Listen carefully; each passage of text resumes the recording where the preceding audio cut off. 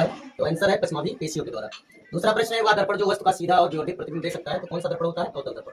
तीसरा प्रश्न है कि वायु में अपूर्णांक 2.5 वाली कांच की प्लेट में प्रकाश प्रवेश करता है, तब कांच में प्रकाश की चाल क्या होगी?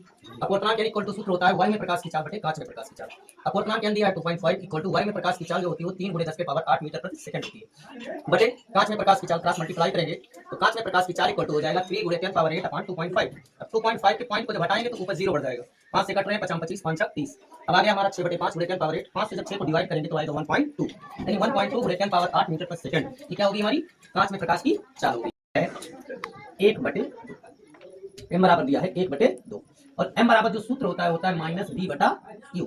m के स्थान पर रखेंगे 1/2, यानी आवर्धन हमारा दिया है आधे आकार का बन रहा है, आधे मतलब 1/2 इक्वल टू हो जाएगा -b/u।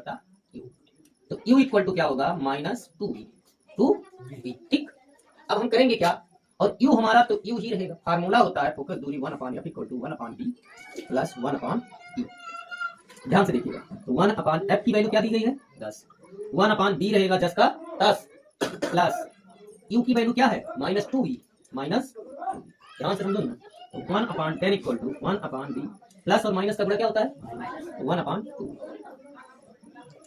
1/10 इक्वल टू होगा 2b का नाम 2b और माइनस b का नाम b अपॉन 2b का जब b से मल्टीप्लाई करेंगे तो 2b स्क्वायर। ठीक, तो यह बटा 10 इक्वल टू 2b में से जब b जाएगी तो बची खाली 2b स्क्वायर, स्क्वायर से b कैंसिल हो गया तो 1/10 इक्वल टू 1/2b। ठीक, 2b का नाम 10 का नाम 10, b इक्वल टू होगा 10 और बटे में जाएगा 2, 2 5 जा, यानी प्रतिबिंब की दूरी b बराबर आ गया 5। कितना आया? 5 सेंटीमीटर। हमें निकालनी है वस्तु की दर्पण से दूरी यानी u निकालना, और u इक्वल टू क्या दिया है? -2b। अभी हमने क्या निकाला है? b, और हमें देना क्या है? वस्तु की दर्पण से दूरी यानी u। u बराबर फार्मूला क्या है? -2b। देखो ध्यान से, तो -2 और पूरे b की वैल्यू आई है 5, तो वस्तु की दूरी होगी -10 सेंटीमीटर। देखिए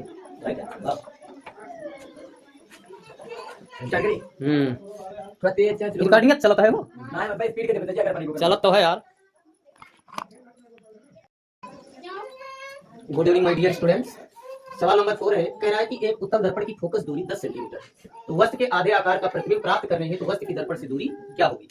f इक्वल टू दिया है +10 centimetre, m equal to -b/u होता है। m जो दिया है वो कह रहा है आधे आकार का प्रतिबिंब बनता है, तो m इक्वल टू 1/2, इसके स्थान पर 1/2 रखेंगे, बराबर होगा -b/u।